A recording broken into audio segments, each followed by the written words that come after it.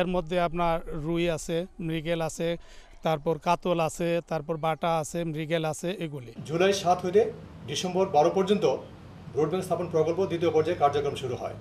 এর উদ্দেশ্য হলো যে সকল হ্যাচারিতে সরকারি এবং বেসরকারি পর্যায়ে ব্রড মাছের অবক্ষয় হয়েছে, অন্তঃপ্রজনন সমস্যা সহ বিভিন্ন কারণে সেইগুলিকে দূরীকরণের জন্য প্রাকৃতিক উৎস থেকে রেণু সংগ্রহ করে উন্নত মানের ব্রড তৈরি করে তা সরকারি এবং বেসরকারি পর্যায়ে সুলভ মূল্যে বিতরণ করা এবং হ্যাচারি মালিকদের উন্নত ব্রড উৎপাদনের কলা কৌশল প্রশিক্ষণের ব্যবস্থা করা এবং সেই কাজটি ব্রডব্যান্ড স্থাপন প্রকল্প কার্যক্রম মাধ্যমে সম্পন্ন হচ্ছে।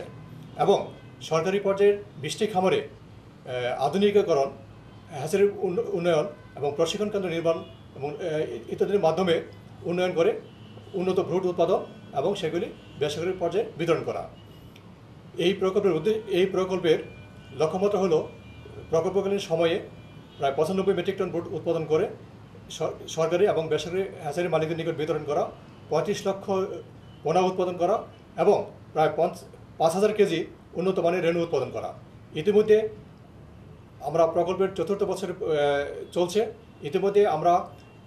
ইতিমধ্যে এই প্রকল্প হতে প্রায় 5.5 কোটি টাকা ব্যয় করে বিভিন্ন হ্যাচারি উন্নয়ন করা হয়েছে, গভীরকূপ নির্মাণ এবং সংস্কার করা হয়েছে এবং প্রশিক্ষণ কেন্দ্র নির্মাণ এবং সংস্কার করা হয়েছে, বিভিন্ন অবকাঠামো উন্নয়ন করা হয়েছে, সীমানা প্রাচীর এবং অ্যাপ্রোচ রুট ইত্যাদি উন্নয়ন করা হয়েছে। ইতিমধ্যে আমাদের 20টি খামারের মধ্যে কার্যক্রম চলছে। তো আমরা ইতিমধ্যে প্রায় 5,000 কেজি রেণুর স্থলে প্রায় 4,500 কেজি রেণু ইতিমধ্যে উৎপাদন করেছি এবং এর বিতরণ করা হয়েছে।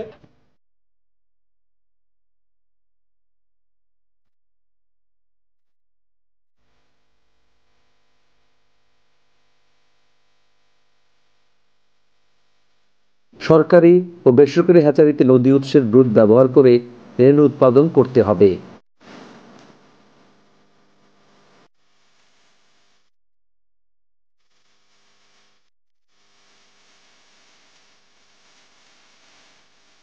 দূরবর্তী হ্যাচারি সমূহের ব্রুড বিনিময় করে অন্তঃপ্রজনন রোধ করার ব্যবস্থা নিতে হবে।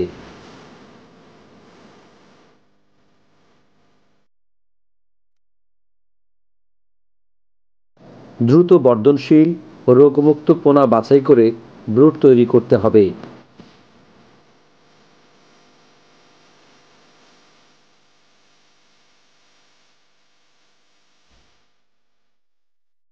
পোনা পরিবহনে আধুনিক পদ্ধতির ব্যবহার করতে হবে।